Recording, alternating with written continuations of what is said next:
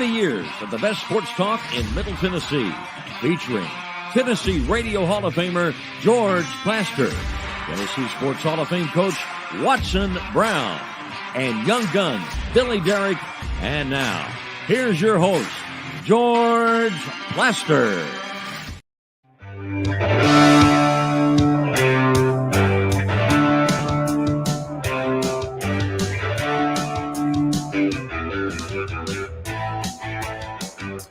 Hello again, everybody. Welcome in.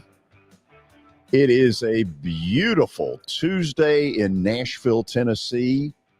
We're broadcasting from the beautiful Fordyce Center in Bellevue, which is our new permanent home. Frankly, we like our digs. We did not like our last digs, which was a little close to home for me. Maybe in the home. May well have been, yes. The old rec room. So we got a good show for you. We got great weather, up around 70 degrees with not a cloud in the sky. And so on this cheerful mood that I'm in, let's say hello to a man who can douse any level of happiness you may have. A prince of darkness, if you will, Kelly Holcomb. Not a prince of darkness. Well, I mean, where does that come from, George? Just because I tell the truth. I mean, in today's world, when you tell the truth, you're negative. It's just the way it goes. You know what I'm really upset about, and David's got to chime in with me. I mean, okay, you're on the opening. I mean, I understand Watson's on the opening. Now you got Billy on. We need to. Yeah, now you got Billy on the opening. You need to update it. You don't put David on the opening. No. And I mean, I can't get a mention. You know what I'm saying? So what are we doing? I'll do it for you. With Kelly Holcomb, Billy Derrick, and David, who has a last name of Wilson. David Wilson. Yeah. Okay. I mean, it's a point well taken. You've been seriously on a week and a half. You need a damn open.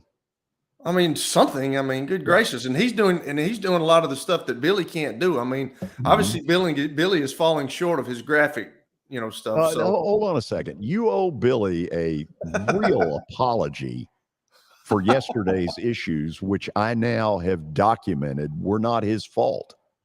I agree, man. I agree, but it's but much you're not more. Gonna apologize. It's much easier to blame it on Billy. You know what I'm saying? Like, right. Now that I'm getting to know him for a week and a half, it's just much easier to blame it on Billy. And he's got his face and his whole body in the opening. So now I'm really gonna get him. Billy, when did you start to feel that things were not going well with Kelly? Oh, overall with Kelly? Yeah, I mean, when did it hit you? Well, I mean, it was first hour, first show. Yeah, it all started with Fuzzy Zeller.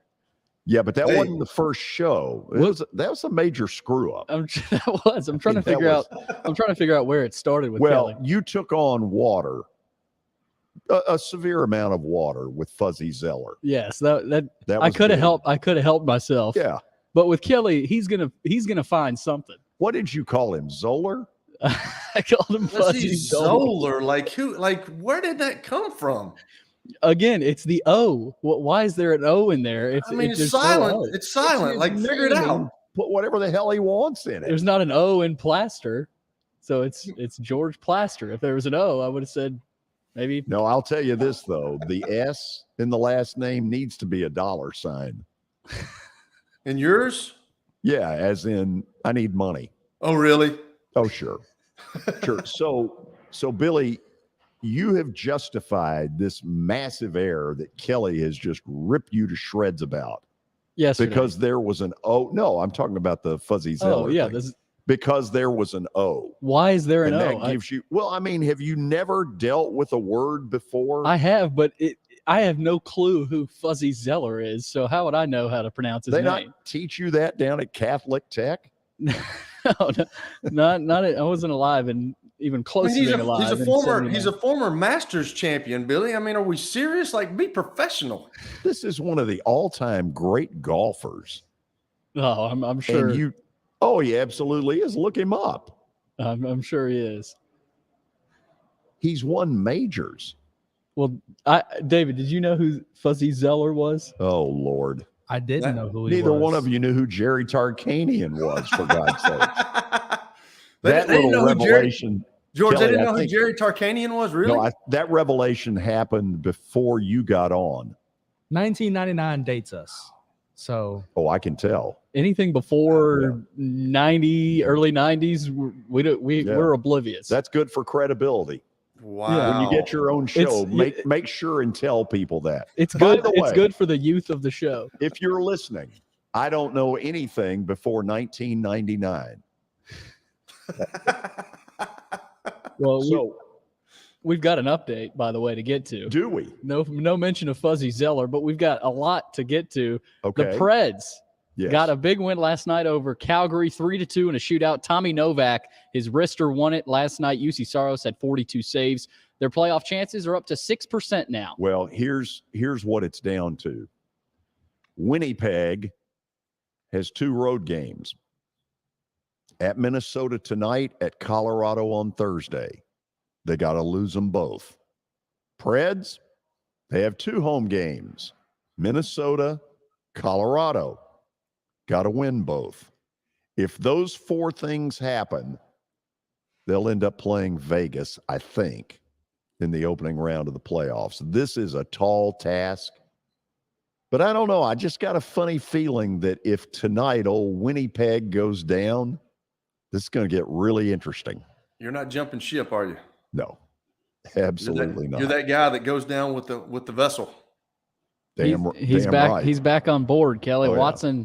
Watson had never jumped ship. He was the one that said they're going to make the playoffs. George is back on it now. Oh, is that right? Watson called it from 2 months ago. He did, and I kind of laughed at him because at that point there was nothing to base it on. Is the sign out there far enough where you can see it? There we go. Yeah, that's really special. So the Preds got 2 home games Thursday. Well, now wait a and minute. When you move the picture, there. then we There have you to go. do that. We got to do a Keep little going. shifting. Yeah, keep going. Kelly, you'll love this. Cliff Kingsbury is back coaching at the college level. According to Tom Pelissero, former Cardinals coach Cliff Kingsbury, that's a tough one, is expected to join Lincoln Riley at USC and work with the quarterbacks. They said work with the quarterbacks, like he's not going to be the quarterbacks coach. But Case Keenum, Johnny Manziel, Patrick Mahomes, and now Caleb Williams. Those are all quarterbacks that he will have coached at the college level. So pretty impressive. Kelly, what is the book on Kingsbury? I don't know, George. Here's a funny. Well, it's not a funny story, but I was with Cliff in Buffalo. He came up for a training camp with us, so I got to know Cliff pretty good. He seems like a really good guy, and every time I see him, he's always nice. I can't believe. I know his father was a coach. I didn't understand the quick ascension to become a National Football League coach. He was at Texas Tech, and I understood that obviously, but then he goes to the National Football League, and I don't know what happened there. He was, he had a franchise quarterback in Kyler Murray, which he tried to recruit in college, didn't work out for him. But I don't. I think he's obviously offensive minded, but I don't know. I just some guys can do it, some guys can't. I thought maybe with him being a younger guy, he could relate to the guys. But then when you're being so young, sometimes going into an NFL team meeting room and you're that young, and some of the guys may be, older than you or your same age a little bit. I mean, it's sometimes that's tough on a guy. And I think that's probably what he ran into. Do you also think that Kyler Murray has had a little bit of an attitude change in the last couple of years? And not for the better? It kind of seems that way, but I don't know. I mean, just watching it kind of seems that way. And he got a little irritated. And I think that's probably one of the things that, got Cliff Kingsbury fired was, his relationship with Kyler Murray, because it started off really good and then it went sour, towards last year. And, obviously with Kyler Murray getting hurt didn't help the situation, but, yeah, it seems that way, George. I mean, once you get into the NFL for a little bit and you start showing that, I mean, obviously he was disgruntled with how the things were going. I don't know if he felt like, he was a big part of what was going on, but, you've got to put in the work. I don't know if that's the case, but, I can just remember Peyton putting in the work. Those guys like Sure. Drew Brees, Tom Brady, those guys put in the work. And, sometimes when you're ultra talented like a Kyler Murray and you can do things with your feet that he can do, sometimes you don't watch enough film. Sometimes you don't study just enough, and you can get away with it. And eventually that catches up with you. I'm not saying that that's what he does because I have no clue, but I've seen that happen with guys that are ultra talented that just kind of slip on some of the details of the game plan and some of the details of watching film. So that does happen. Next story. Let's go to baseball. How about the Rays? They became the first major league team since 1987, the Milwaukee Brewers, to open the season with 10 straight wins. Brandon Lowe, his home run was all they needed in the 8th inning to beat Boston last night. They're chasing the 87 Brewers and the 82 Braves to start the season 13-0. Man, I remember it. I remember where I saw the 13th game that Claudell Washington had the hit. We can't talk about any other major league team, can we? It's always back to the Braves. It's a great – well, yeah, they're a southern team, and we're in a southern region. That's why it's called Braves country. Right, but this is about the Rays. Screw the Rays. Hey, you're 152 and 152 now, aren't you? Yeah, and guess what? I'm going with them tonight too. But I've got 2 picks tonight. I'm going with the Rays until death do us part, as long as they keep winning. Next story. The Braves. Tough news with Ian Anderson. He will undergo Tommy John surgery and miss the remainder of the season. He had a tough season last year. He started the year in Gwinnett and was diagnosed with a torn UCL. He will return next season. This is not a surprise to the Braves. They have suspected this for a little while. Anderson tried to gut it out in an opening start at Gwinnett, and when it didn't work, he finally admitted to him. Sorry, George. Forgot to mute my mic. Did you call it? Kelly, that's a violation. Absolutely. That's a clear violation. You got a mute button on your mic. You told me about that the first day. Mute yourself. So unprofessional. Wow. David pours it on there. Billy, you've done a wonderful job. I think that's the first time I've coughed into the mic. Yeah, I've been a little more guilty of it than you. Yeah. Next story. You better be thanking God Kelly wasn't here when you had some of those coughing episodes. In January, Lord. Never heard the end of it. Masters ratings are out. CBS announced today that the final round showdown between Rahm and Koepka was the most watched golf telecast on any network in 5 years. Sunday's telecast averaged 12 million viewers, up 19% from last year's Masters.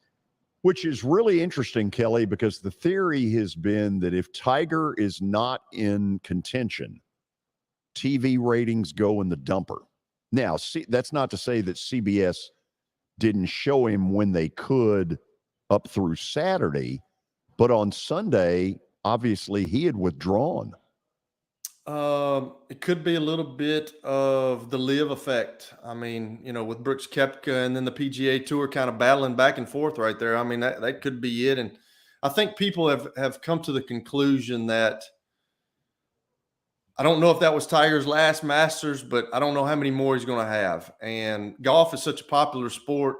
I mean, you can play it to your 85 years old. It's unbelievable. I mean, they can move the tees up for you. So, if you can play it. So people are just interested in it. But I think that might have helped a little bit with kind of the war going on between the PGA Tour and the live golfers. I think that had something. And I think probably Brooks Koepka brought that because he was in the final pairing. And then obviously with Phil Mickelson, people that's know Phil where Mickelson. I'm going.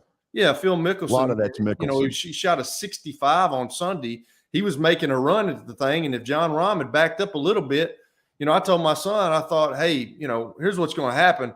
I mean, if John Rahm backs up 2 more shots, when he was at -10, I mean, we're going to have a playoff with him and Phil Mickelson. That thing would have been crazy. Rahm was a stud Sunday. He was. He played well. He showed no cracks in the armor. It was really impressive what he did. Okay, give me the numbers again. So the most watched golf telecast on any network in 5 years. Sunday averaged 12 million viewers. And then the ratings peaked at more than 15 million viewers from 6 o'clock to 6:15, right as Rahm closed out his win over Koepka and Mickelson. So you're right, Kelly. Mickelson being in the running there late was huge. Yeah, absolutely. Good for them. George, NBA play-in games tonight. All of a sudden, the playoffs have started in the Eastern Conference. Atlanta at Miami at 6:30, and then Minnesota at the LA Lakers at 9 o'clock. No Rudy Gobert for Minnesota. Well, he doesn't deserve to play. He acted like a fool. He broke his teammate's finger. Was it finger or hand? After he basically swiped a punch at him. What is Rudy Gobert's problem? I don't know. It's time to get it straightened out. I'll also tell you this.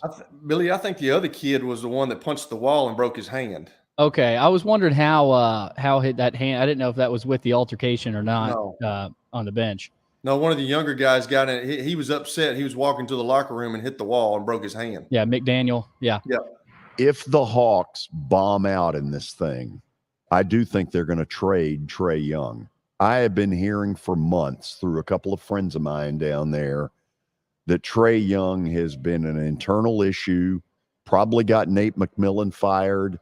It appears that ownership has given the GM people, the front office people, the go-ahead to do whatever they feel needs to be done. Trae Young's a really good player, but I'm not sure he's worth what all he's been causing down there.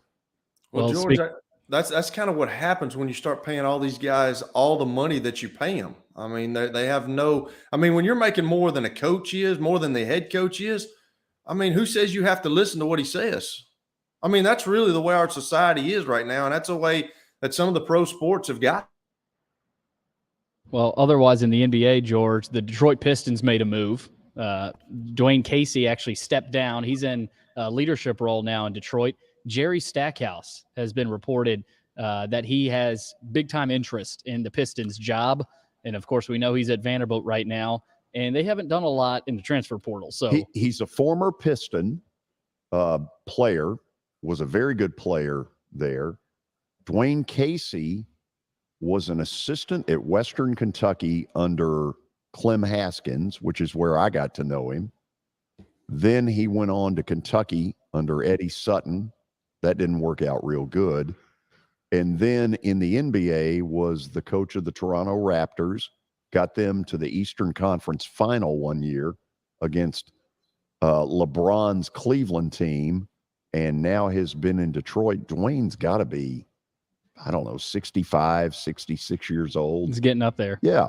And Stackhouse although it's not as old as it used to be. No. Well, speaking of old, George, sad news today. Fred Pancoast has passed away. He was 90 years old, of course, former Vanderbilt coach in 1975. Led Vanderbilt to 7-4 season that year. They beat Tennessee. Well known and highly regarded in the Vanderbilt circles. Came from Memphis State. Let me see if I've got this right. Came from Memphis State. Yeah, he's a native of Pensacola. Yeah. And he was at the U.S. Marine Corps in Tampa in 62. Good man. Kelly, I know you knew him as well. Well, I just knew him because of Coach Donnelly. Coach Donnelly's talked about him. He's one of Coach Donnelly's favorites. I can, he's told stories about, Fred Pancoast when he was at Vanderbilt, because I think his defensive coordinator was Bill Parcells. Is that not correct? Yeah, he was telling some of those. At Vandy?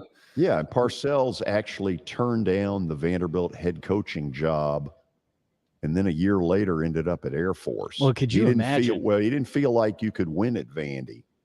And I'd say for his career, that was the right decision. So he chose Air Force. He did, and then quit there after a year, ended up in pro football, and we know what happened with the Giants. Not too bad up there.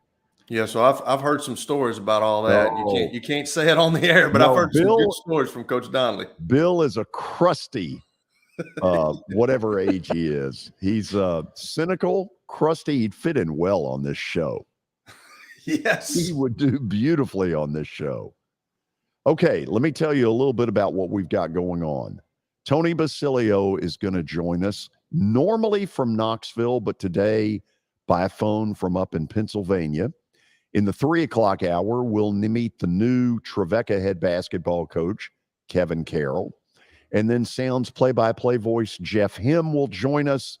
They open a homestand tonight under beautiful weather. Now, Billy mentioned the NBA playoffs, and I will mention it as well. Why don't I put my little sign up here? Yeah. Betting on the NBA playoffs? Well, today at Action 24/7, use the promo code George and get a 300% deposit match up to $20 on your first deposit. Action 24/7 is Tennessee's only locally owned and operated sports book, and there is a reason that I bring it up. These folks are your neighbors. They want local business. They're going to treat you right. If you have a question or you have a dispute over a game, they'll get to you quickly. That's what good neighbors do. Download the app or visit action247.com to start all that winning, and please bet responsibly.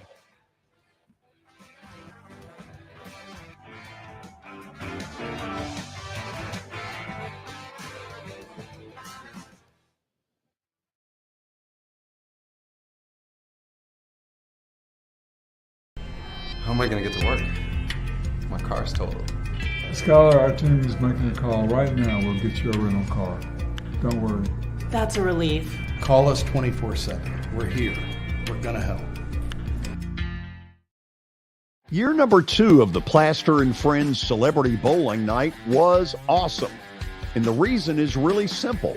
I chose Strike and Spare, and they were amazing. They have great food, great bowling, and a staff that is truly ready to go the extra mile to help you. They have 5 family fun centers in the area to choose from. And for more info, go to strikeandspare.com or call them at 615-824-5685. You can't see the sights without the sounds. From the crack of the bat to the roar of the crowd and everything in between, discover what Hit City has to offer. Spend your nights cheering on the Nashville Sounds at First Horizon Park with giveaways, fireworks shows, theme weekends, and more. Single game tickets are on sale now. Visit NashvilleSounds.com to claim your seat today.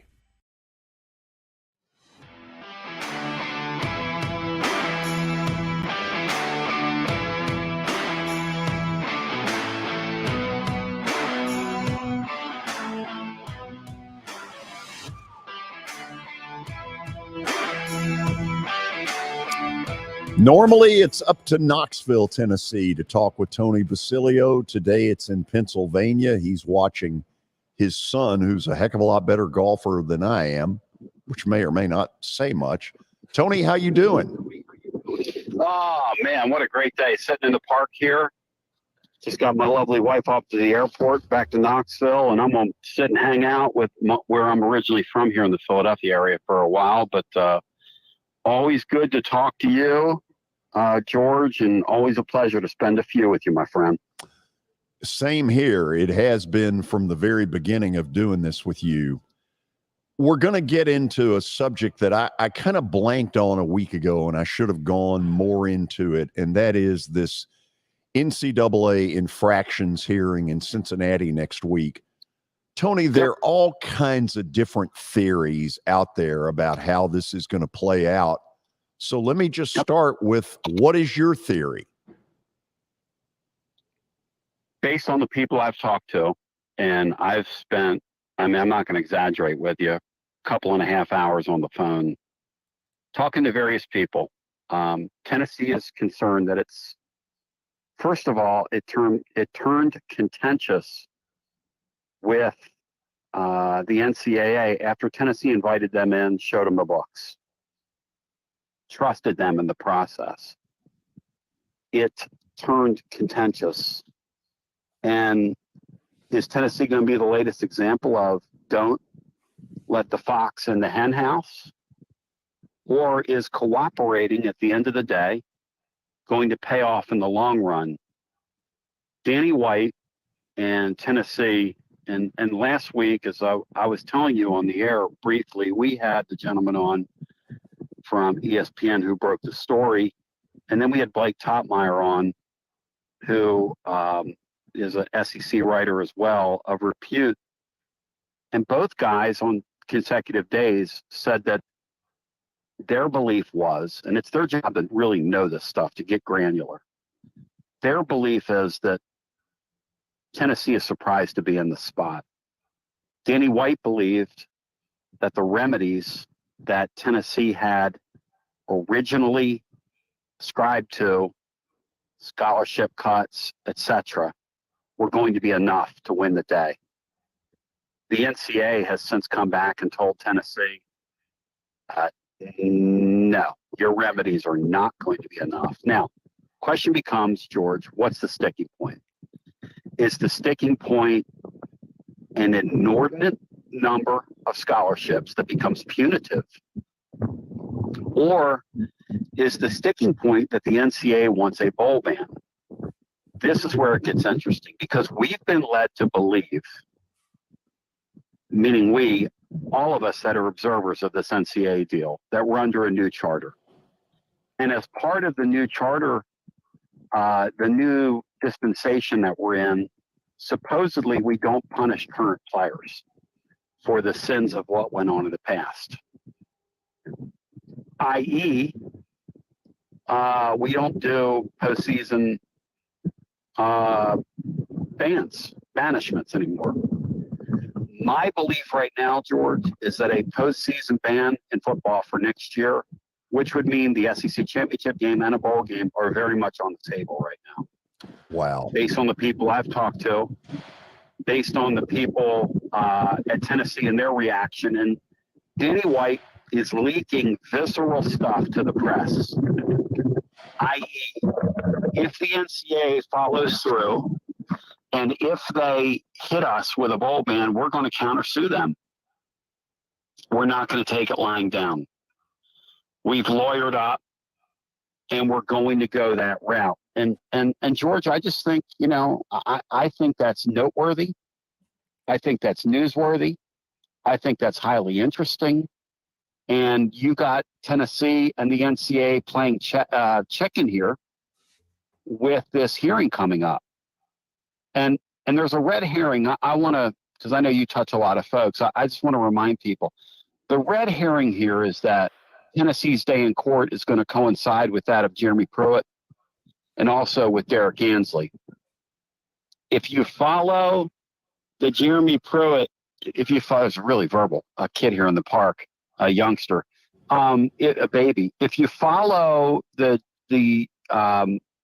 if you get off in the weeds on that other deal, you're going to kind of lose the lead here. The lead is Tennessee and the NCAA. The lead is what's going to be the punishment. The lead is that it's gotten to this point.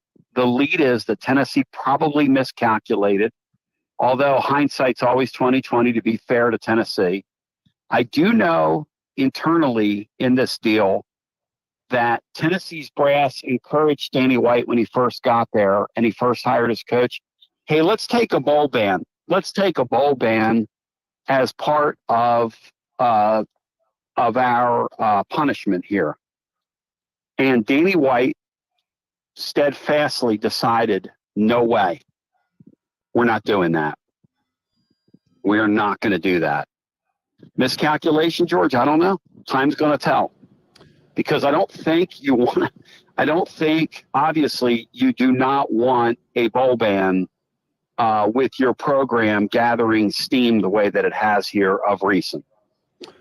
Tony, let me ask you this. Is there any feeling amongst Tennessee people, athletic department, whatever, that the NCAA is so angry at its lot in life where they have virtually been, taken powerless, had their, knees cut out from them, that this one shot they've got to really inflict some pain, that they're going above and beyond in kind of a vengeance deal? George, I've asked that, and the word I get is, so what? So what if they are? I mean, we're in the spot. I've asked it to several people, and that's the answer that comes back is maybe.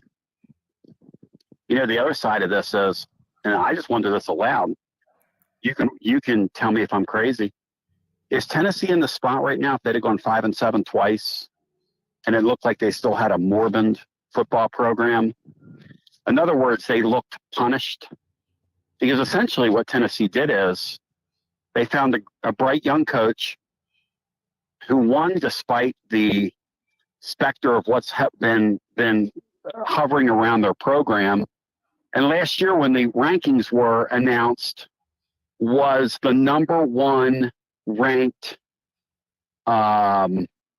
team in the country when the first playoff poll was released. That was never the way, George, this thing was supposed to go. Never the way it was supposed to go. So, Tony, I'm just cynical enough to believe that the NCAA does operate in this kind of a vindictive manner, because Tennessee's not the first school that has ever felt like they tried to cooperate and then got their you-know-what handed to them. So what is the theory up there as to what Jeremy Pruitt is going to say in the hearings? You know, I don't know, because I've talked to people and I say, is Pruitt going to implicate Philip Fulmer? He could really make it messy if he did. The charge that Tennessee's facing directly points back to Fulmer, and it's not the lack of institutional control, it's failure to monitor, which is a real, like, when you talk to these people that follow this stuff, George, I'm way more immersed in this and I know way more about it than I want to, or thought that we were going to have to learn at this point. Because to be honest with you, I thought Tennessee was going to get through this thing relatively unscathed. But, you know, the NCAA, you just never know when you're dealing with those folks. So the failure to monitor charge ties back to the AD. I was talking to some people close to Pruitt, and I said, hey, is Pruitt gonna lay it down on Fulmer? You know, Fulmer got his buyout. Pruitt didn't. Fulmer got his skybox. Pruitt gets a black, you know, his name forever in the book of liars. And you know, George, the thing that I come back to, and the thing that's said to me is that Pruitt appreciates the fact that Fulmer gave him an opportunity, but Pruitt is a wild card, because here's a guy that's probably facing a lengthy show cause, and he's the one that teeth are going to be really shown to. And if you think about it, if the NCAA is going to give Tennessee a bunch of scholarship reductions, and they're going to give him a bowl ban, which I think all that's on the table. What are they going to do to Pruitt? Are they going to give him a Donnie Tyndall-like tenure type show cause? I mean, I don't know. They're highly unpredictable. But to your point, this is one of their real last chances to flex their muscles. Tennessee is akin to a marijuana dealer that got caught on July the 20th with a bunch of dope in their truck, and it was going to become legal to sell dope on August the 1st. Yeah. That's what's occurred here. Is Fulmer a part of the hearing?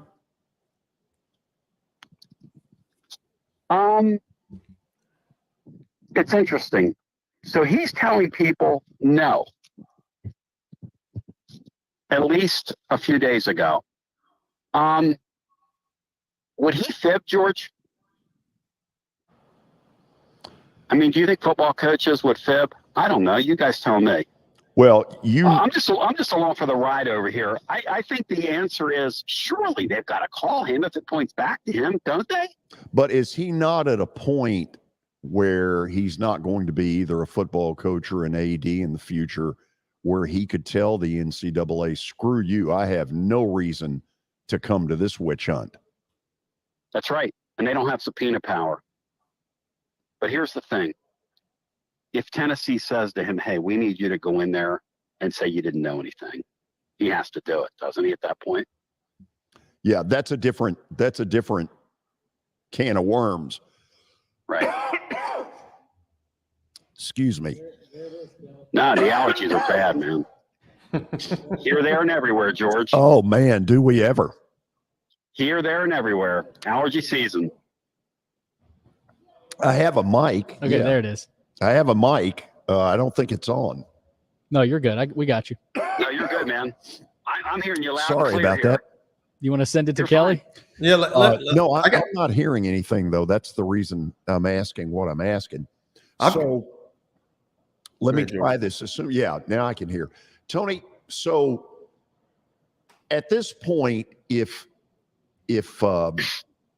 Pruitt were to go in and say, look, who's kidding who? They knew, they approved, they were part of this, then what?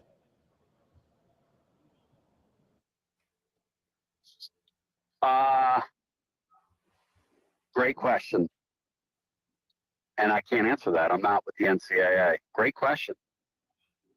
If that occurs, then it's going to be Tennessee's word against his. The problem Pruitt has is he was such a stupid, sloppy cheater. I mean, George, at the end of the day, this guy is forever going to be a laughing stock in a world full of jokers. I mean, let's face it here. You ever heard of a guy getting his babysitter and his wife implicated in NCAA cheating? I mean, next thing what's the next thing you're going to tell me? He was, I don't know, like on the side of the road paying players in front of like NCAA agents or the press, or I mean, what did this guy do? You know what I mean? Let me try. When you're using your babysitter, George, when you're using your babysitter to drop money on players, isn't that getting a little too close to the flame? I mean, you don't think she's going to walk around and go, God, hey, I know Jeremy. You do? You know Jeremy Pro? Oh, man. In fact, you see that guy out there? I gave him $10,000, like whatever the money is, whatever it was. I paid him. Some 22-year-old girl. I mean, what in the world are we doing here, Jeremy Pruitt? Tony, but that's what we're talking about, and only at Tennessee does that go on. Go ahead. I'm sorry. No, that's okay. Up there, is there a belief that they should have at least paid him some of the money to ensure that what would not come out is the university knew, he knew, they knew, who's kidding who? No. I think, first of all, fans were starting to refer to this place as Buyout U, because there were so many people on the payroll at one point from buyouts that there was such a fatigue around it that most Tennessee fans at the time were in lockstep agreement that you don't give the guy a dime, especially when he risked the brand, the school, the whole deal the way that he did, and put it at such odds. The guy was just reckless and silly. And so, short answer, no. Now, today, hindsight's always 20/20. Are there people out there saying that? I haven't heard any, but I'm sure, George, there are some. But no, working in public opinion as I do, that is not a sentiment I come across. Okay, I feel like I've asked everything that's the off the field, the infractions meetings. Kelly, I know you've got some football stuff. Fire away. I do, but I was going to ask Tony about this. Let's go back to this one thing, because he said that the NCAA might crack down on them and take them away from, postseason appearances. What does that do anything to recruiting, or are we into a spot now in college football where kids, it doesn't really matter to kids if they're getting the NIL money or if they're getting certain things? Does it really matter to kids if you get, say a bowl ban or say things taken away? Does that really have an effect on the kids that you're recruiting? Do you think that has an effect? Kelly, my sense of that is kids today care about how much money they're going to make and how much exposure I get for the next level and what kind of coaching I'm going to get because I want to play professional football at these SEC schools. And so from that perspective, I don't know that it has a tremendous impact. Yeah. The second part of the equation, Kelly, is that say the NCAA comes to Tennessee and they say, we want 20 scholarships. See, this is the thing George was talking about before. People have lost their teeth. Because if you go to a school now and you say, hey, I want 30 of your scholarships, and you're Tennessee and you've got a war chest of, I don't know, $16 million, whatever the number is, you can go out and buy whomever you want. I mean, I just pay you an extra $40,000 to go to school. We call you a walk-on. What family's going to turn that down? And I give you $100,000, what, 150, whatever the number is for your position. That's where we are. That's the reality that the NCAA lives in. And again, Tennessee is the person selling marijuana that got caught 2 weeks before it became legal. That's where we are. It's really silly. I mean, because the charge is over $6,000 of ill-gotten funds, basically. Guys, what can you do with $6,000 in the NIL space these days? Buy a football manager? I mean, what did $6,000 buy you today? I'm just asking for a friend here. That's let's think about that. What kind of player are you going to buy? Like me? I run like a 9-second 40. Okay, and I'd probably what would I play for you? I don't know. Maybe on a really bad team, maybe I'd be your like wide receiver. I wouldn't be open, but I could probably just get off the line maybe every other play. Like George talked about too earlier with Coach Fulmer, when he's not going to coach anymore, he's not going to be AD anymore. If he just says screw the NCAA, does that kind of tell everybody, hey, yeah, I was probably involved and I don't want to talk? Is that what that means? Or it could mean, hey, screw the NCAA. I just don't feel like fooling with you people because you're insignificant. Right. I think if Tennessee asks Tim Kelly to go, I think he almost has to go. They still furnish him with a box. Right. They still furnish him with a parking pass near the stadium. They paid him his buyout, and they really shouldn't have paid him his buyout. Now, both the people that I talk to in the press that are steeped in this stuff, Blake Topmeyer and the fellow from Sports Illustrated who broke the story, both say that it's an interesting point that Tennessee brought him to the press conference the day that they announced scorched earth on Jeremy Pruitt and all that he had done. But yet they trotted Fulmer up there and gave him his victory lap, which was really, really, really, looking back on it, not a good idea. And they also think that it probably wasn't a good idea to give him his buyout while you gave Pruitt his buyout. You would not give Pruitt a dime. That looks, I don't know if suspicious is the word, but it doesn't look like good business. Right. Right. Okay. Well, I appreciate those. Let's talk a little football. I know we talked about Hendon Hooker the other day. I watched a little thing Peyton's got on the clock, him and his dad and Eli. And Hendon Hooker seems like a great kid. He really does. He seems like a great kid. He's getting there with his rehab. Is there anything different that you've heard from? It looks like to me, it sounds like he's riding up the draft board a little bit. I think he's probably. I don't know about the Anthony Richard and the Will Levis kid. I think he might be third. I don't know if that's the way it will go because of his injury right now. But have you heard anything different than what we talked about last week with Hendon? No, other than the thing the NFL loves about him are those intangibles you talk about. Right. Which is, I got to be able, if I'm looking for somebody to run my franchise and maybe play their way into becoming a franchise type player. But even at that, if I'm going to spend the capital of a draft pick in the first round, in the first, let's say 25 picks, that's what you're talking about right now. I've got to know that this person's a solid citizen, somebody that's going to work hard, somebody that's humble. And I'll just tell you this, that staff at Tennessee, they love, and I mean love, Hendon Hooker. Yeah.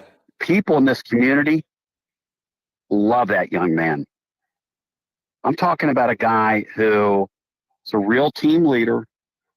And the other thing I like about him behind the scenes, he wasn't afraid to call guys out, which from a quarterback perspective, that's your football team.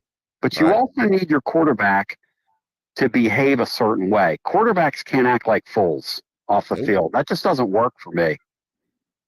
Can't act like wide receivers. Kelly, I mean, I hate to put it that way, but they can't behave like wide receivers. No, you're absolutely right. You're the leader of the team, and it seems like that, he's everything you want in a quarterback. Maybe it's a situation where he goes to a team that's got like a established guy that he can sit behind for a year or two if you're worried about his knee or worried about his health. Maybe that's a better situation for him to go to. I think that's right. And from Tennessee's perspective, Tom McShay had a mock the other day. And in the mock, it had, and I don't have the teams nor the places, okay? But it has Darnell Wright, Hyatt, Hooker, Tillman, and Byron Young being drafted in the first 35 picks. Now, if that occurs, I will make the case that all of those players, not one, not two, not three, not four, all of those players are there as a result of being coached by the staff of Josh Heupel. Now, you don't think that's pretty strong in recruiting, do you? Look, I took these guys. Darnell Wright was a 5-star kid coming out of high school, but he was pretty aimless. Under the other staff, he was never going to get there, and I mean never, to where he's at. And I think he would probably tell you that. Hyatt's a guy, when they got there, who was basically an obscure wide receiver. He was obscure coming into the season. Played his way into a day 1 or 2 pick. Hooker, same kind of thing. Hooker was, as we've talked about, kid who didn't go on the field. He was cold his last game at Virginia Tech, and people were like, what in the world is this guy doing here, and who is he? Tillman, kid from Las Vegas, Nevada, thought to be, a little bit step slow, whatever it is, but he's got functional NFL speed, and he's a big, strong kid. He's going to be a real nice player at that level, but he comes onto their radar because of being under Heupel. And then Byron Young is probably the guy that would have been the most likely to be in this spot anyway, because he has physical tools and he was a great junior college rush end. But at the same time, he really benefited as well from just being in that environment and that atmosphere last year. I gotta step in because we're about out of time. Unbelievable interview, man. Some great stuff. Thank you as always. Safe travels back to Knoxville. Hey, guys, always a pleasure. Thank both of you. Have a great day. Thank you, Tony. Appreciate it. Okay, we'll go to the break. We'll talk a little bit more about what he put out there during this interview because it was pretty amazing stuff. Stay with us.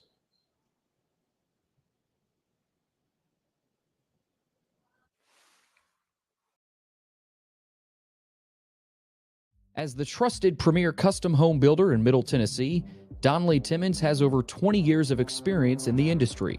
Whether you're looking to build your dream home or renovate your current home, their team will ensure that every client and every remodel is unique, luxurious, and completed on time within budget.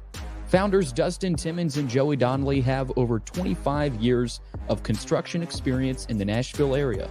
Together, they have completed projects in Forest Hills, Oak Hill, Green Hills, Franklin, and Brentwood.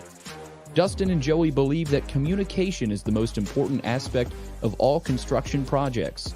Therefore, they personally manage each project themselves and are involved in job site activities on a daily basis. Their commitment to quality and integrity has earned them an outstanding reputation among their clients. Contact them to set an appointment for a free consultation or to view some of their completed projects. Give them a call at 615-456-7983 or log on to DonnellyTimmons.com. For over 35 years, Wilson Bank & Trust has been committed to providing customized banking solutions to help individuals, families, and businesses in Tennessee achieve their goals. As your full-service community bank, we are proud to offer loans with competitive rates, local decision-making, and fast, friendly service from our experienced lenders. No matter where you are on your financial journey, Wilson Bank & Trust is ready to help you take the next step. Visit your nearest Wilson Bank & Trust office or online at wilsonbank.com to get started today. Member FDIC, Equal Housing Lender. Family owned and operated for more than 2 decades, Alaco Fine Wood Floors is Nashville and Middle Tennessee's choice for premium quality hardwood floors. Since 1995, Jimmy Alaco and his army of employees have embodied the approach of taking pride in one's craft and providing superior customer service. Growing from a one-man shop to a team of 23 professionals who share the founders' passion for quality craftsmanship and customer satisfaction. If you are interested in contacting them, you can find their headquarters at 2505 Winford Avenue in Berry Hill, or give them a call at 615-356-0303. Again, that's 615-356-0303, or log on to alacofinewoodfloors.com.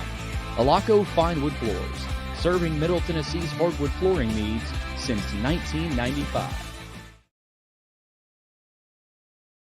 At Baird, we have a different slant on global financial advice.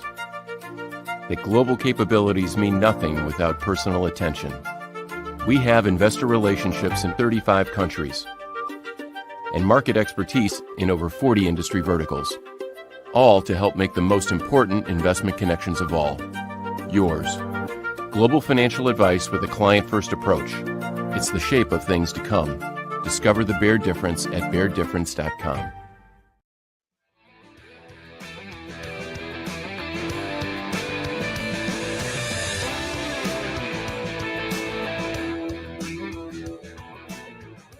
This is going to be a fairly quick conversation. We obviously went a little bit over with Tony Basilio, and rightfully so. He had some great things to say. Kelly, I've always believed that the NCAA can be a very vindictive organization, and I think it's the reason ultimately that they find themselves in 2023 without nearly the power they used to have. It feels like they want to go down swinging one last time, and Tennessee just happens to be the color that's in front of them. Kind of seems that way, George. It really does. I can remember Coach Donnelly talking about the NCAA and how all the rules, it's just kind of what fits what's going on now today in today's world. Especially if and I've always thought, and other people have thought the same thing, that you got these top 5 conferences these mega conferences. And if they bolt from the NCAA, which who's saying they can't, the NCAA is in trouble, so I'm kind of with you on that. They're trying to thwart their authority once again. And it looks like they're coming after the University of Tennessee. And it goes back to Tark's favorite line that I have used so often, that the NCAA was so mad at Kentucky that they gave Cleveland State an extra year. And he said that in 1985. Yeah. And while he may not be alive, that quote is absolutely alive and well. No, that's a good quote, man. That's pretty good. Oh, the Tark, he was a good one. So I'll admit, I'd love to be a fly on the wall for this hearing, because there is no telling where this is going. But I'm very interested. Danny White has always been an AD with a lot of flair, a lot of pizzazz. You remember when he was at Central Florida and telling everybody, we're the national champion, even though nobody was buying it. It's interesting to hear Tony say that he turned down the opportunity at a bowl ban early when they probably weren't going to get to a bowl anyway. Right. And, I was, we talked about that this morning, because this is kind of close to my heart, because I'm friends with Jeremy. I hate that all this is going on. All this has happened, with him and with his family. And, I've always kept up with Jeremy. We played for a couple of years at Middle, and then he transferred to Alabama. And, I love Jeremy to death. I still talk to him. Made a couple of jokes about it. That's just who I am. But I hate that this has come down to this. But, like you said, with him, not being affiliated right now, and he could just, like you said, he could go scorched earth on this stuff. I'm not sure. You never know. And I'm like you. It would be interesting to see the court proceedings and what all was talked about in those proceedings. That would be something to see. I wish I could be there as well. So for the record, he's not on the pro football level anymore, correct? He is not. No, he was with the New York Giants last year. I thought that he had gotten on with Alabama again, and I'm still thinking he's there, but I don't know if that's official. I don't know that for sure. So, he is. And you hate that, because like you said, Coach Fulmer got a buyout. He didn't get a buyout. And I can understand your question with saying give him some, knowing that if they did do wrong, I mean, that kind of silences the whole issue right there. But, you know, he deserves something. And I'm sure that's why what's happening is happening. Oh, man. What a soap opera this feels like it's going to be in Cincinnati. Kelly, thank you for the thoughts on that. After the break, we'll get to stat of the day, and then we'll meet the new basketball coach. I almost called him the AD, but Kevin Carroll is the new hire, the head basketball coach at Trevecca, and he will join us, so stick around. Hey, thank you for meeting with me today. The insurance company has made an offer. Already? How? They've offered you the entire policy. Thank you, Blair. You're so welcome.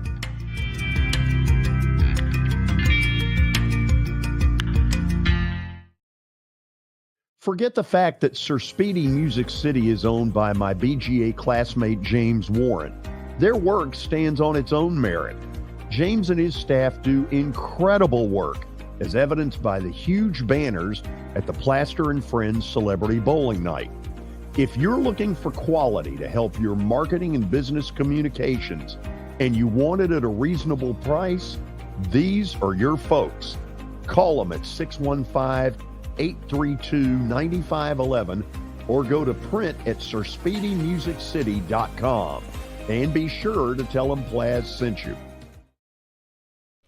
This is my buddy and former Nashville Sounds PA announcer Eric Berner. I always laughed in the old days at Greer Stadium when I would walk in, Eric would immediately play my favorite song, Van Halen's Jump. But then I learned he actually has a real job with Rockcastle Wealth Advisors. Yeah, George, that's what I do. I help people in the pursuit of making their money live as long as they do. Everybody's situation is different, so I use a customized and individualized, personalized approach to the person I'm working with. Old 401ks, retirement planning, insurance planning, inheritance planning. Those are things that people like to get some more information about. One of the things I find is people don't even know where to start, and that's where you come in. Yeah, so I can usually help people with an initial phone call or meeting that is a no charge and no obligation. And I'll bet you have a phone number and a website. I do, George. They can call me at 615-235-1058 or rockcastlewealth.com or Eric at rockcastlewealth.com. Hello, this is Celeste Middleton, a State Farm agent in Murfreesboro, Tennessee. I want to help my neighbors and local businesses be proactive and assess their risk before something unexpected happens. We want you to have a thorough understanding of your coverages to have the best protection when you need it. We can create a personal price plan for you. Our team has over 70 years of experience helping people in Middle Tennessee. We have an awesome team with integrity and provide honest and prompt communication, and we love what we do and genuinely care about everyone we work with at our office. Give us a call at 615-895-2700. Send us a message at celestemiddleton.com or walk in at our office at 803 North Thompson Lane in Murfreesboro. We would love to earn your business. Welcome to John English Antique Sports and Cards, located at 204 East Depot Street in beautiful downtown Shelbyville, Tennessee. Their phone number is area code 931-492-4304. John, obviously, I've been blown away by what I've seen at your place. I've now been there 3 times. But for the person who's never been, what should they expect? Well, we have a 3,000 square foot store, George. Half of it is vintage cards in all sports. And then half of the store is, a lot of people call it the museum, where there's a lot of early equipment and just the history of sports in general. Baseball, football, basketball, golf, tennis, and other items. When somebody comes in there that you know is a big sports fan, what is their normal reaction? Well, I think that they're pleasantly surprised, and of course, being in Shelbyville, Tennessee, which is a small town that you would never expect a shop like we have to be in. So they're kind of, I don't want to say blown away, but as I said, pleasantly surprised.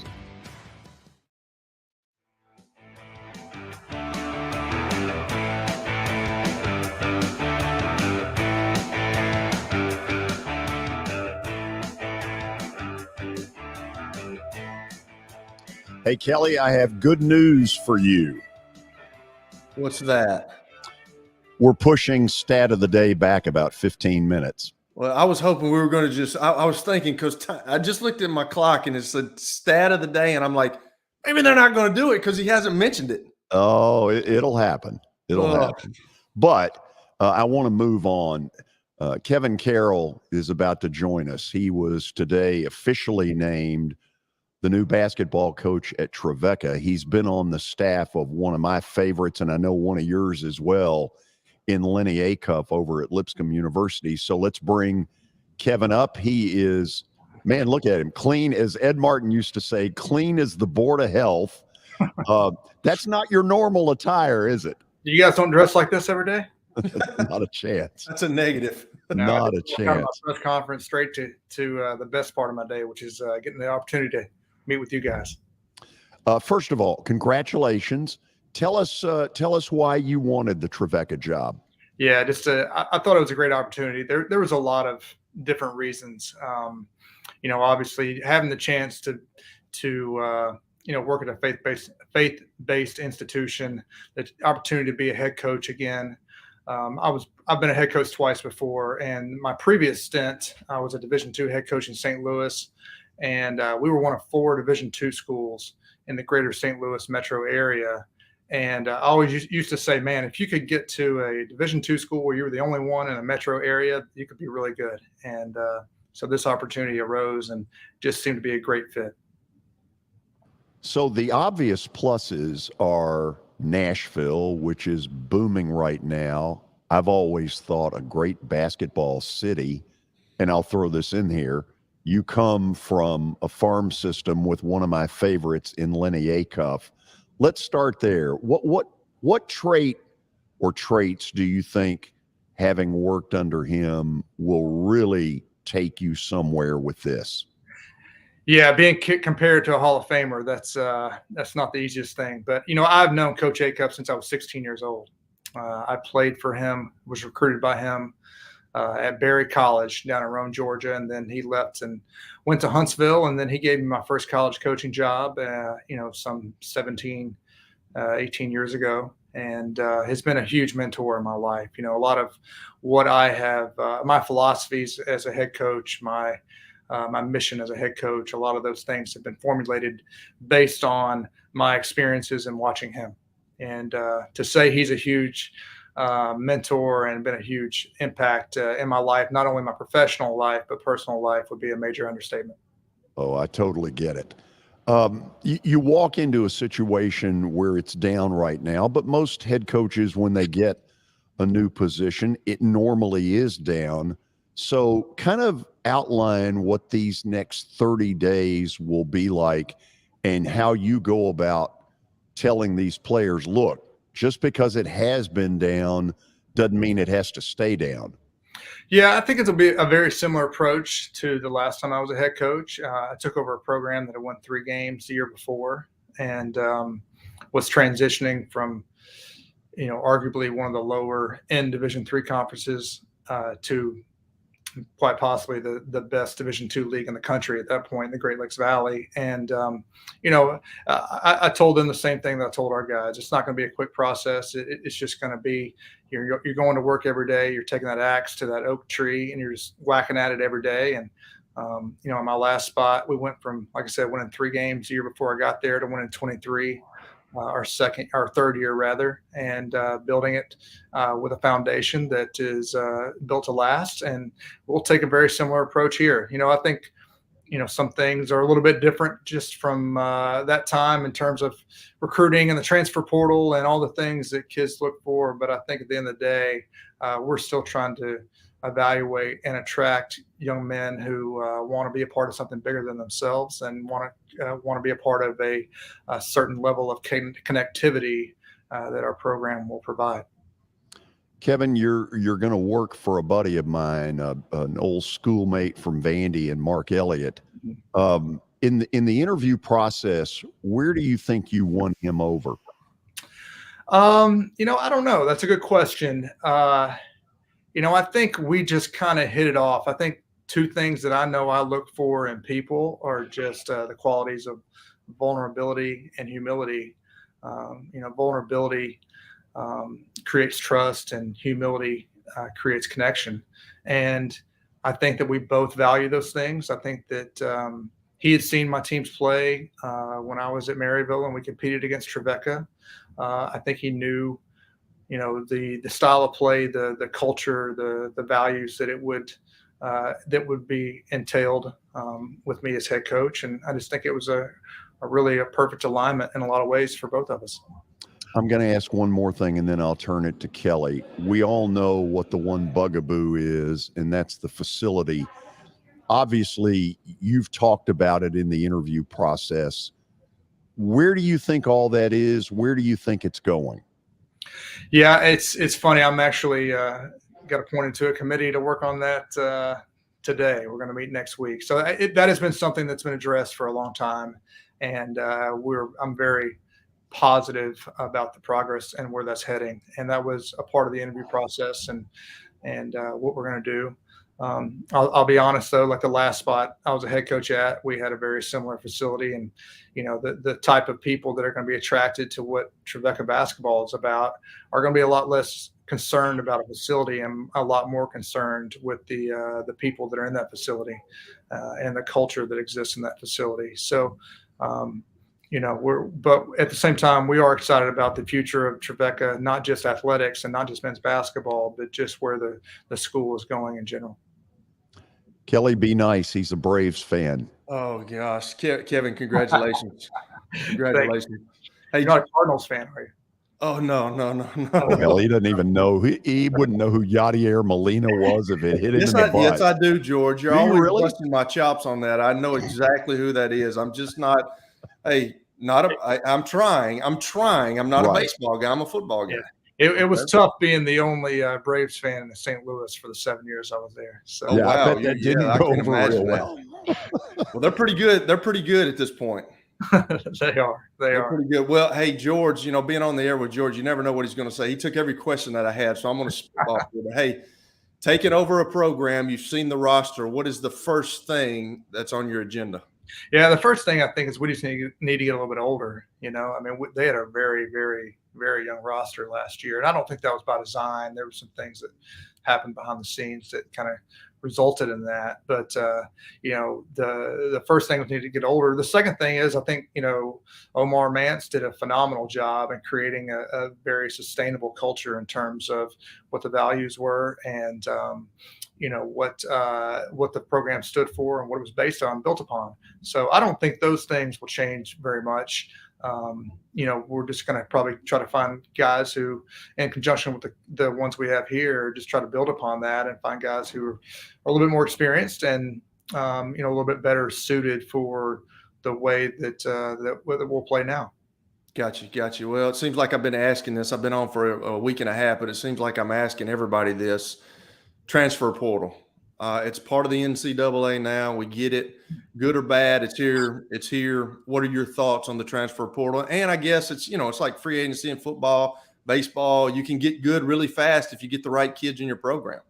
Yeah, and I think what you have to be wary of is just trying to almost build it too fast and not in a way that's going to be sustainable. So we will definitely lean on the transfer portal. I don't envision us being a transfer haven, long term. I feel like the program is going to be viable due to the connectivity, the culture, the things that are going to allow it to be sustainable for many years to come. And that's going to take a little bit of time. I know it's easy to want to say, hey, let's just flip this thing right now and just get the best talent, collection of talent that we can in here. But I've got a plan to try to enhance, the program for next year, but also continue building towards what I see long term. I got you. Well, George asked you this a little bit, but I want to get back into it. Lenny Acuff, obviously, you said was kind of your mentor. I've enjoyed watching y'all play with my daughter playing at Lipscomb. I've enjoyed that the last couple of years. But, me being through a lot of coaches, you take something away as a player and an assistant coach of the coaches that you coached under or you've played under. What are some of the things like practice schedules, like, traveling? What are some of the things that you've taken from Lenny? Yeah, I've taken a lot from him. I mean, honestly, a majority of my philosophies, not only on the basketball court but in life, have derived from watching him for 30 years as a player, as a coach, as a peer. I think one thing that he does a really good job of is just allowing the players to feel free in what they're doing, while also maintaining a level of structure that gives them the best chance to be successful, especially on the offensive end. And he's a master communicator. He is a master in terms of being able to read a team and knowing how to work with the team and keep them all going in the same directions. All those things are just one of the many things that I will take with me and try to implement here. Well, it's really cool to see how Lipscomb's program has grown, because when he first came there, he didn't have his guys. You get stuck with other guys. And then, the next year and then the year after, I told Jalen, man, it's really funny to see that he had to have the other guys. Yeah. But then when he's there 2, 3, and that's how every program is, but he started getting his own guys, and you can see it start to evolve with the Lipscomb Bisons, and you see that. So I think that's pretty cool. Yeah, there's always a little bit of a difference. And perfectly honest, Casey Alexander is phenomenal. The coach there before our staff came in. I mean, he did an unbelievable job, and maybe things done there that will never be replicated. But we also lost 7,500 career points and 4,000 career rebounds off his last team right before he came in. So there was a lot of rebuilding that had to take place, and figuring out, who was just the subtle differences that are a fit for Lenny Acuff versus Casey Alexander. And I'm sure there'll be some of that here. I've been very honest, very transparent with the guys about what it is and what it's not. And at the end of the day, I think what we all want is just to make sure that it's a fit. It's a fit, because if it's a fit, it tends to work out a lot better than if it's not. And, but this isn't a jumping off point. This is a jumping on point. We're going to add people to that mix, but we also have some really great kids that are in the program right now that just need a little bit more experience. Got you. Well, hey, congratulations. Good luck, Coach. Thank you. Appreciate you guys. Mm-hmm. I'll leave you with this.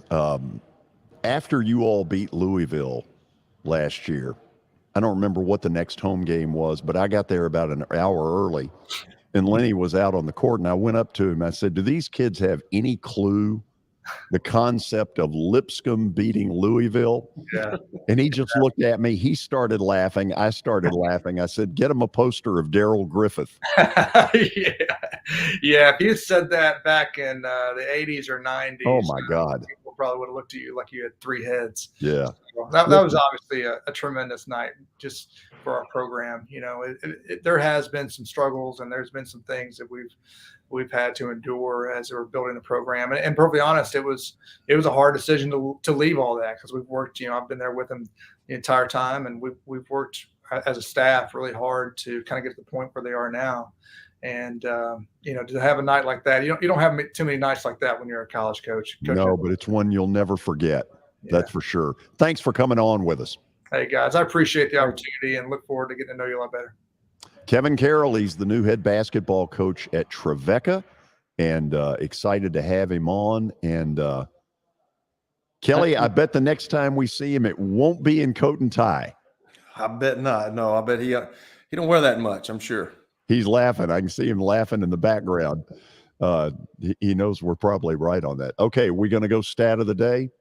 Let's do it. It's time for stat of the day. The Kelly Holcomb stat of the day. Let's see if we can get him off the schneid a little bit here. It's brought to you by John English Antique Sports and Cards in Shelbyville. You can find him at 204 East Depot Street, or give him a call at 931-492-4304. All right, here we go, Kelly. We're going baseball, right up your alley. Yankees outfielder Aaron Judge reached base in his 43rd straight game yesterday in Cleveland. He now owns the 4th longest on-base streak in Yankees history since 1940. Can you name the 3 other players in Yankees history with longer on-base streaks? Okay, Kelly, you've heard of the name Joe DiMaggio. Yes. DiMaggio had a 56-game hitting streak, which is to this day by 12. I think by 12. Still the best, right? Still the best. In my lifetime, Pete Rose is the closest. So you okay with going DiMaggio? Absolutely. Go ahead and give it to him, Billy. Give him a little clap. That is correct. Nice. Bingo. Okay, now 2, 3, and 4 are going to be a lot different still. Well, it's just 2 and 3, right? We just got 3 more. Just need 2 more. Aaron Judge is 4. What about would Derek Jeter be on? Would Derek Jeter be on that list? I don't think so, but what the heck? Let's try it. Attaboy, Kelly. Really? Yeah. Nice. Can you get number 3? Kelly, I'm going to go back to a guy that I broadcast in the early 80s with the Sounds, Don Mattingly. Ooh. Billy, would you like to do the honors? That's a good one. Yeah, same to you. I think Kelly's got it. Kelly's on a roll. Okay, well, let's see what Kelly comes up with. What's your next guest after Jeter?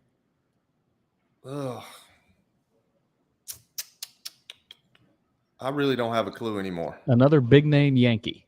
I'm thinking some guys with their postseason runs, but we need to phone Terry. This guy was on their last World Series team. 09. 2009 versus the Phillies. I can't believe you, George. Yeah, George. Man, y'all need to be messing with George. Like, I'm George throwing up my hands. You really don't know this? All right, should we reveal? Yeah, let's do it. Hey, Alex Rodriguez. Rodriguez. A fraud. A-roid. Why are you hating on him? Don't hate on him. Is he still getting paid by the Texas Rangers? Surely. He will be forever. Wow. What was that contract? Best contract ever. Back then, it was huge. Him and Bobby Today, not Bonilla. as much so. By the way, I'm losing it again. It's a cough fest for George today. Wow. Boy. Yeah. He and Bobby Bonilla's got the best contracts ever. Oh, Bobby Bonilla? Yeah. He's still getting paid by the Pirates. Every, what is it, July 31st? Yeah, by the Pirates. Still getting paid by the Reds, by the way. Yeah, but the difference is he earned it. Do you think Bonilla just lives in the Bahamas? Oh, what a great deal. But that's the way he structured the contract. I know we got to go to the break. In a minute, Jeff Him will join us. We might throw that question at him and just see how he does with it. I don't think he's on there yet. So you want me to bookmark it? Go back to it. If that's the term to save it. That sounds good. A-Rod's contract with the Rangers was 10 years, $252 million. Red Sox could have had him. Stay tuned. Jeff Him on the other side. Stay with us. How am I going to get to work? My car's totaled. Skylar, our team is making a call right now. We'll get you a rental car. Don't worry. That's a relief. Call us 24/7. We're here. We're going to help. Year number 2 of the Plaster and Friends Celebrity Bowling Night was awesome. And the reason is really simple. I chose Strike and Spare, and they were amazing. They have great food, great bowling, and a staff that is truly ready to go the extra mile to help you. They have 5 family fun centers in the area to choose from, and for more info, go to strikeandspare.com or call them at 615-824-5685. You can't see the sights without the sounds. From the crack of the bat to the roar of the crowd and everything in between, discover what Hit City has to offer. Spend your nights cheering on the Nashville Sounds at First Horizon Park with giveaways, fireworks shows, theme weekends, and more. Single game tickets are on sale now. Visit NashvilleSounds.com to claim your seat today. As the trusted premier custom home builder in Middle Tennessee, Donnelly Timmons has over 20 years of experience in the industry. Whether you're looking to build your dream home or renovate your current home, their team will ensure that every client and every remodel is unique, luxurious, and completed on time within budget. Founders Dustin Timmons and Joey Donnelly have over 25 years of construction experience in the Nashville area. Together, they have completed projects in Forest Hills, Oak Hill, Green Hills, Franklin, and Brentwood. Dustin and Joey believe that communication is the most important aspect of all construction projects. Therefore, they personally manage each project themselves and are involved in job site activities on a daily basis. Their commitment to quality and integrity has earned them an outstanding reputation among their clients. Contact them to set an appointment for a free consultation or to view some of their completed projects. Give them a call at 615-456-7983 or log on to DonnellyTimmons.com.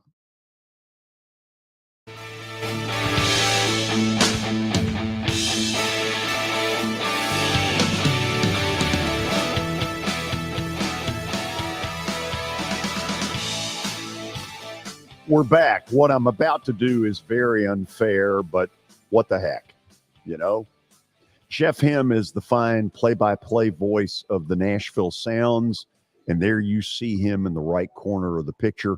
Jeff, what I'm about to do is very unfair, but since we didn't get 3 out of 3, let's see if you do. Oh, you boy. ready? I'm ready. What do we got? Okay. Stat of the day. Read it out there, Billy.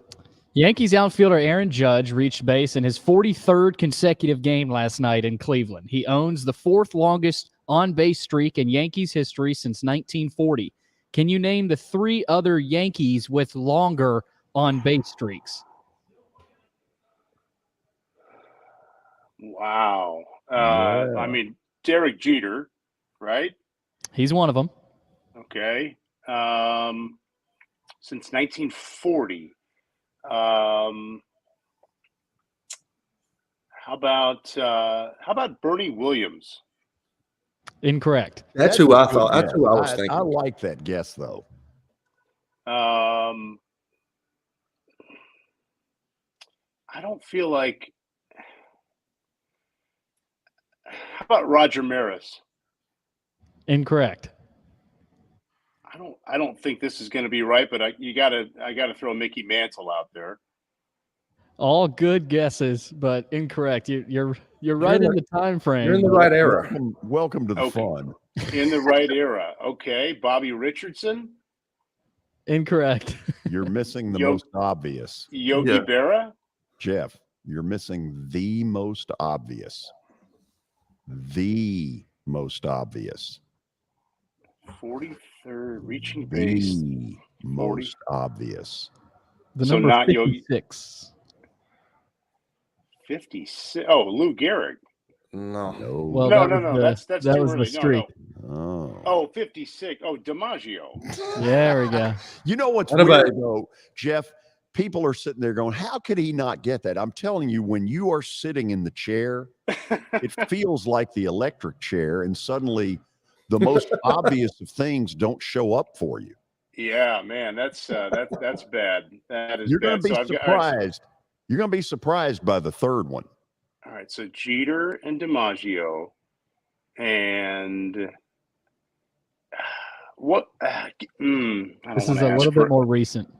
I was going to say I don't want to ask for a hint. I'm curious what kind of time frame, but a little more recent.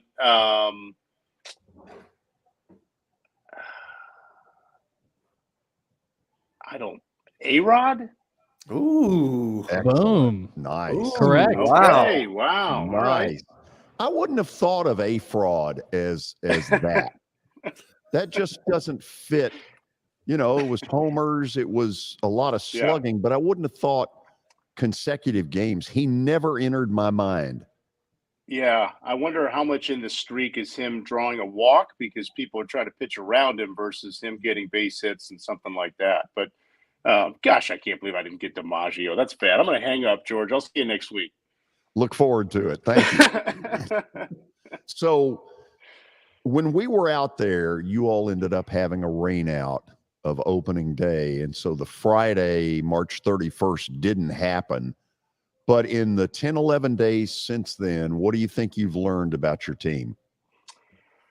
That the Brewers have a lot of depth overall, especially in the outfield. I think that's where they've got their most depth, with Joey Weimer and Garrett Mitchell being two guys who were so dynamic for the Sounds late last year. They're up there now, and they're a big reason why the Brewers are off to a 7-3 start. And we down here have Sal Frelick, a top 100 prospect in the game, who's off to a good start. And they've also added some guys in the outfield. Sky Bolt is a former Oakland A who they signed as a minor league free agent. Blake Perkins is on a major league deal, and he's here on the 40-man roster. So the outfield looks really good. I think there's some young pitching that is impressive too. Left-hander Robert Gasser had a really good first outing the other day. He's a guy that was in the Josh Hader trade last summer coming over from San Diego. We saw a little bit of Robert last year. And he's here to start the year. Really impressive. And then a great baseball name for you, George. Jansen Junk is a talented young right-handed pitcher who came over from the Angels this offseason when the Brewers dealt outfielder Hunter Renfroe to L.A. And he's been terrific so far this year and is already on the 40-man roster, has a little bit of big league time from the Angels. So the starting rotation, George, has a Gasser, and it has a Junk, and that makes me very happy as a guy who likes names and words and play around with fun things in the game. No, I bet you've had some fun with that. I hear a lot about Frelick. I'm going to see him tonight for the first time. What am I going to see? You're going to see that against any type of pitcher at any level and any type of velocity, Sal Frelick can get the barrel of the bat on the ball. He just hits. He hits at every level. He's got a little bit of power. He's not a big guy. He's a very good outfielder, great range, good reads off the bat. Definitely a guy who in these new rules can take advantage, both with stealing bases and against the ban on the shift. A guy who I think can get some more hits out of that because you can't just put the shortstop right behind second and Sal can spray it to all fields. Just a very accomplished hitter for a guy who's in his early 20s. I mean, all he did was hit when he came up from Double-A late last year, and he's going to be in the big leagues. It's just a matter of when. And like I said, the Brewers have so much outfield depth, but his buddies are up there now. I mean, Mitchell and Weimer and Bryce Terang, those are guys that Sal is very close with. So he's down here, quote unquote, by himself, and the talent is there. And like I said, any type of pitcher, you feel confident when Sal steps into the batter's box that he's going to put the barrel on it and hit it hard somewhere. And to be in his early 20s and to be that steady as a hitter is pretty impressive. Boy, Bryce Terang early has gotten everybody's attention. He's got a grand slam. I've watched him 3 or 4 times in these first 10 days. It looks like the training he got down here is really, it's working well for him. He is so fun to watch. I mean, it's funny. I kept thinking last year, especially mid to late season, like, all right, Bryce needs to be up there, and it didn't happen. And I'm sure the Brewers have numerous reasons why that is, and that's for them to decide. I don't pretend to be in baseball operations, but you saw the talent and the consistency for Terang. And then he had a good spring. And then I thought, well, he didn't get up there last year. He's not. They did add him on the 40-man, but maybe they don't want to start that clock yet. So he starts with the Sounds. And then he made their team out of spring. And he's showing every reason why now up there that he can get it done. And again, another guy who with range, I mean, he's a big league caliber shortstop, and he's playing second base because they have Willy Adames in Milwaukee. And second base athleticism matters now more than it ever has because you have to have 2 infielders on the left of second and 2 on the right. You're not putting the second baseman in shallow right field and moving the shortstop over against a left-handed batter.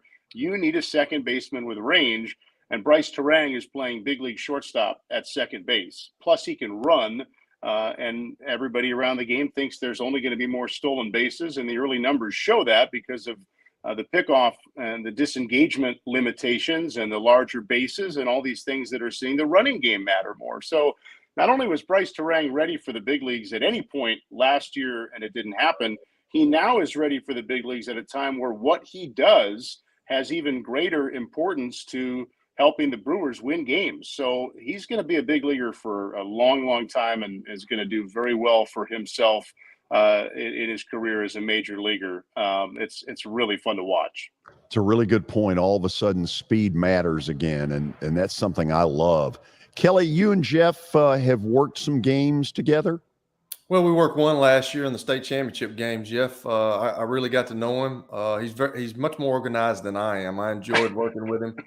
Kelly thought he was done with me after last December. Kelly didn't know he was going to have to see me again, George. You ruined his day by putting me on there, man.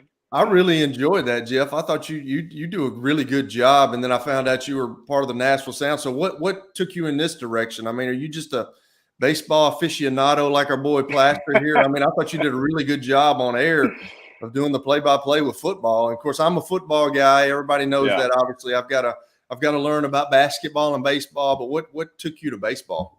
Well, I seriously had a tremendous time doing that game with you, Kelly, and hope there's more to come. It was a lot of fun, and hopefully we'll get to do it again.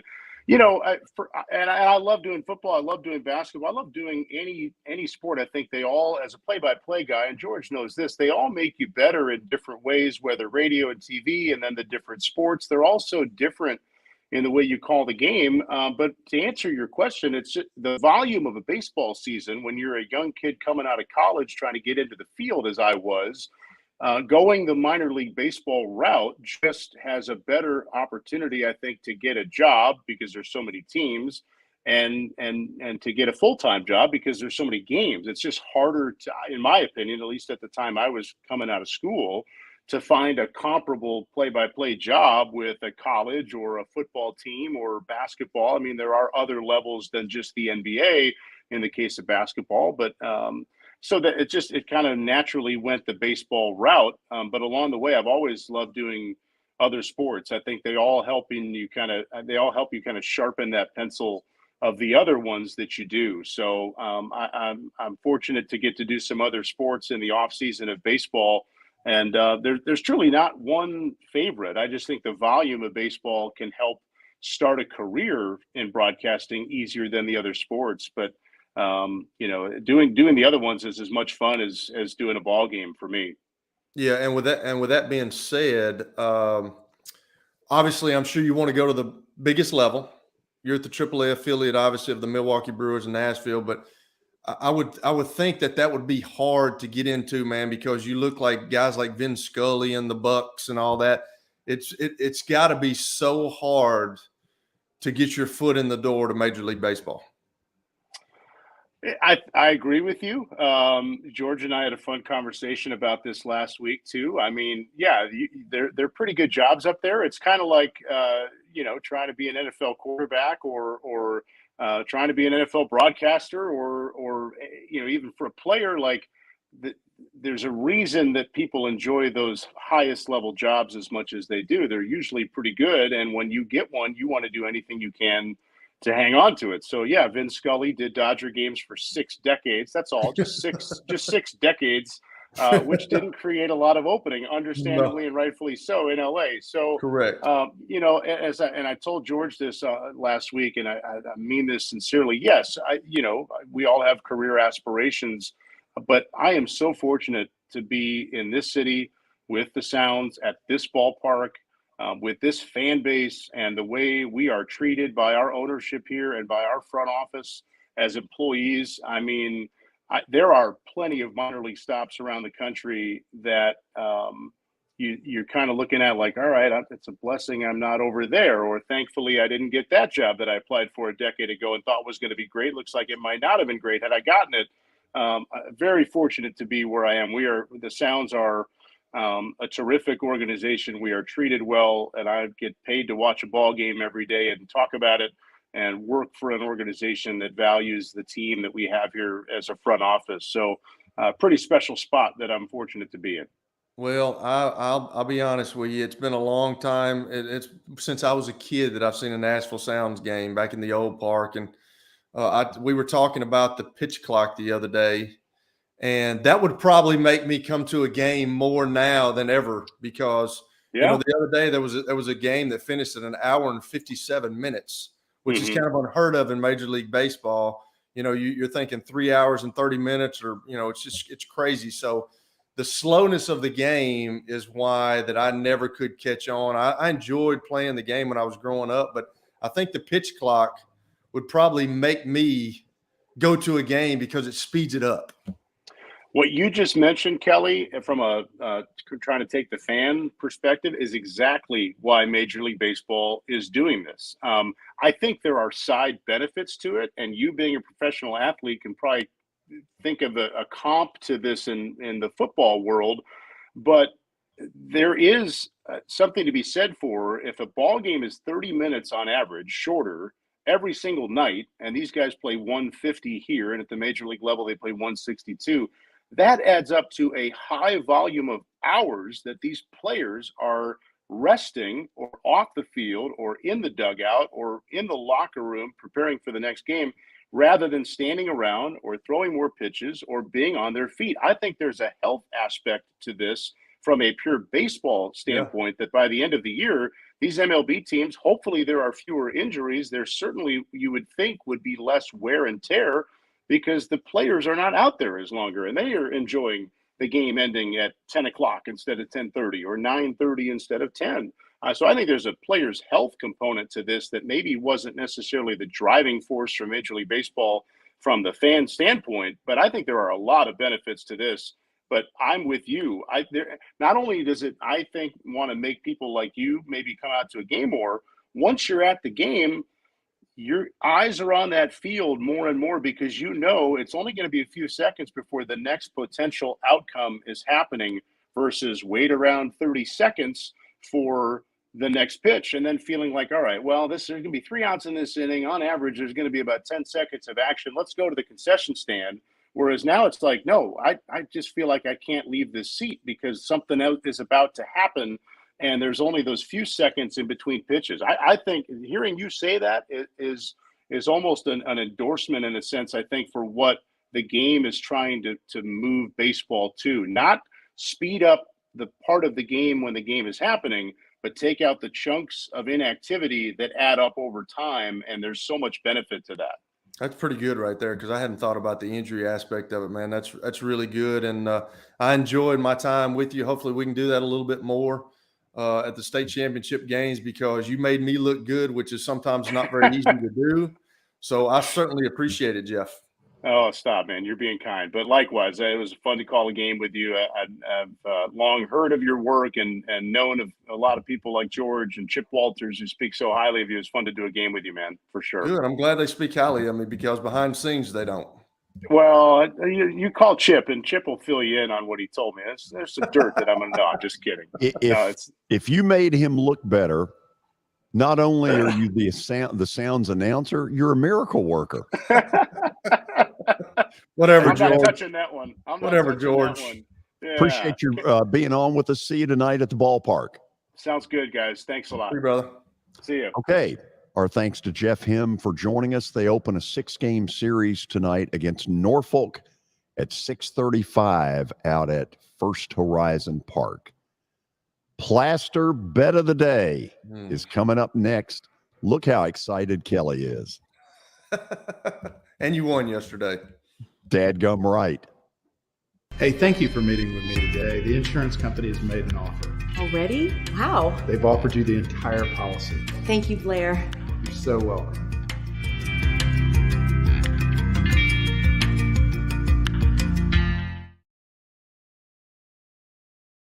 Forget the fact that Sir Speedy Music City is owned by my BGA classmate James Warren. Their work stands on its own merit. James and his staff do incredible work, as evidenced by the huge banners at the Plaster and Friends Celebrity Bowling Night. If you're looking for quality to help your marketing and business communications, and you want it at a reasonable price, these are your folks. Call them at 832-9511 or go to print at sirspeedymusiccity.com. And be sure to tell them Plaz sent you. For over 35 years, Wilson Bank & Trust has been committed to providing customized banking solutions to help individuals, families, and businesses in Tennessee achieve their goals. As your full-service community bank, we are proud to offer loans with competitive rates, local decision-making, and fast, friendly service from our experienced lenders. No matter where you are on your financial journey, Wilson Bank & Trust is ready to help you take the next step. Visit your nearest Wilson Bank & Trust office or online at wilsonbank.com to get started today. Member FDIC, Equal Housing Lender. Family owned and operated for more than 2 decades, Alaco Fine Wood Floors is Nashville and Middle Tennessee's choice for premium quality hardwood floors. Since 1995, Jimmy Alaco and his army of employees have embodied the approach of taking pride in one's craft and providing superior customer service, growing from a one-man shop to a team of 23 professionals who share the founder's passion for quality craftsmanship and customer satisfaction. If you are interested in contacting them, you can find their headquarters at 2505 Winford Avenue in Berry Hill, or give them a call at 615-356-0303. Again, that's 615-356-0303, or log on to alacofinewoodfloors.com. Alaco Fine Wood Floors, serving Middle Tennessee's hardwood flooring needs since 1995. At Baird, we have a different slant on global financial advice. That global capabilities mean nothing without personal attention. We have investor relationships in 35 countries and market expertise in over 40 industry verticals, all to help make the most important investment connections of all, yours. Global financial advice with a client-first approach. It's the shape of things to come. Discover the Baird difference at bairdifference.com. To say we're excited about our new digs at the Fordyce Center in Bellevue is a huge understatement. Special thanks to Sean Henry, Danny Butler, Joel Butcher, Dan Williams. Man, they have made our life beautiful. One of the things we're going to try to do is take advantage of this beautiful facility. The first thing we're going to do is create a Wilson Bank & Trust Summer Sports Speaker Series. Try saying that 3 times in a hurry. The first of those will be Thursday, April the 20th at 11:30 in the morning. It'll run until about 12:45, and the new Predators General Manager Barry Trotz will be our guest. Stay tuned for more information and for more announcements. We are thrilled to be at the Fordyce Center, and thanks to all of you for watching our show. Hello, this is Celeste Middleton, a State Farm agent in Murfreesboro, Tennessee. I want to help my neighbors and local businesses be proactive and assess their risk before something unexpected happens. We want you to have a thorough understanding of your coverages to have the best protection when you need it. We can create a personal price plan for you. Our team has over 70 years of experience helping people in Middle Tennessee. We have an awesome team with integrity and provide honest and prompt communication. And we love what we do and genuinely care about everyone we work with at our office. Give us a call at 615-895-2700. Send us a message at celestemiddleton.com or walk in at our office at 803 North Thompson Lane in Murfreesboro. We would love to earn your business.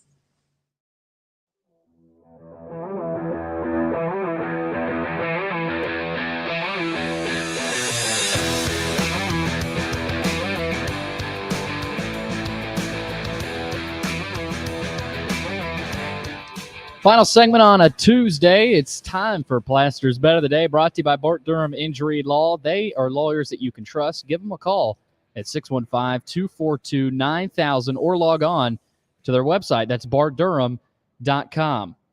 All right, let's check out what happened last night, Kelly. You just said he got a win with Tampa Bay. They got their 10th straight. George trying to start a streak of his own. And I think you're riding with the Rays again, if I'm not mistaken. Oh, yeah. How long are you just going to keep riding with them until they lose? Until they lose. This is one of those little tricks that people use in betting that when a team gets on a streak, they're going to keep taking them until it doesn't work. If it ain't broke, don't fix it. Tampa's got their best pitcher going tonight in McClanahan, and the Red Sox are not the Red Sox of old. So that right there tells you a little bit of where I'm going. Tampa Bay, pretty big favorite, as you can see, at home against the Red Sox. The other game, I'm going to go with the first NBA play-in game, which is tonight. Miami is the home team. I think Atlanta is in a little bit of turmoil. The rumors are out that they're going to trade Trae Young at the end of the season when they don't go anywhere in the playoffs. And so I think Miami's going to win tonight on their home court, and I think they're going to do it by 5 or more.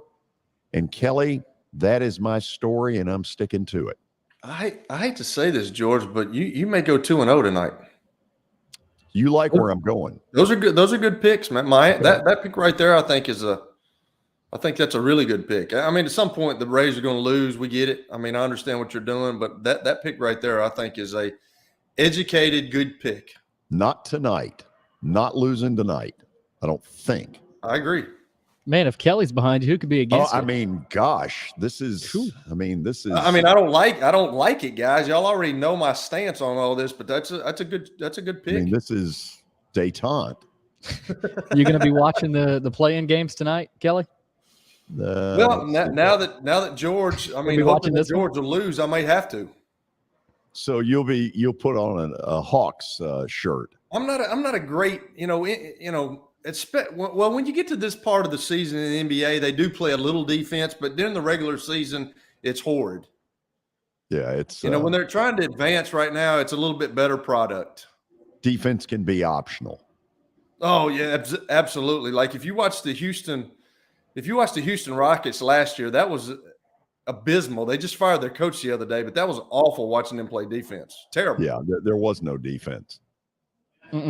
Okay, we're going to end on this. We're 9 days away from our first, let me see if I can spit this out, Summer Sports Speaker Series out here at the Fordyce Center in Bellevue. The incoming Predators general manager, Barry Trotz, will be the first of these guests. We'll start around 11:30. You can get in.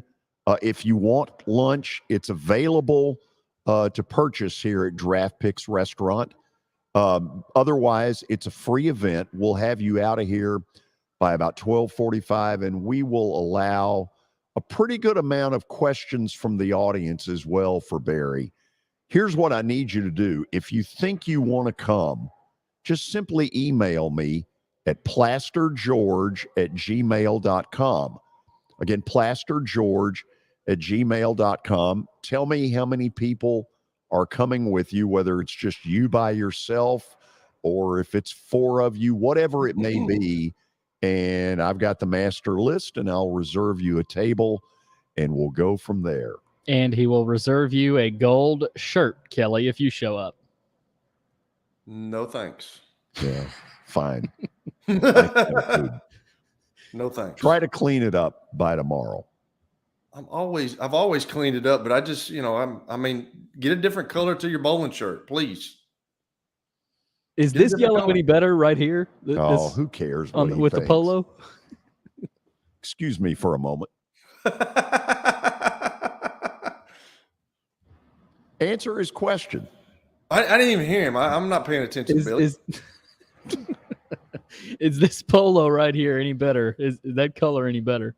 I mean, it's a Predators. I'm not going to say anything bad about the Predators. No, it's not a T-shirt. You're absolutely not. It's a polo. It's a little better, but come up with something your own. That's not original, George. Come up with something different. Make it a blue or a something else, man. As opposed to these tints that you wear. Make it the color that I've got. That's a good color. Okay. Don't y'all think? Don't you guys think? It's wonderful. I know it is wonderful. You can roll your eyes all you want to. We're not taking anything from apparel from you, Hoss. Tomorrow on the show, if you like football, tomorrow is Football Wednesday.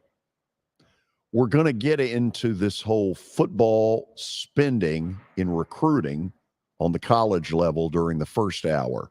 One word, insanity. Crazy.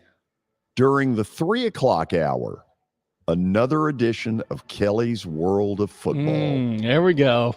A very popular feature. And I can't People wait. all over town are saying, actually, what they've been saying to me is, when are you getting Watson back?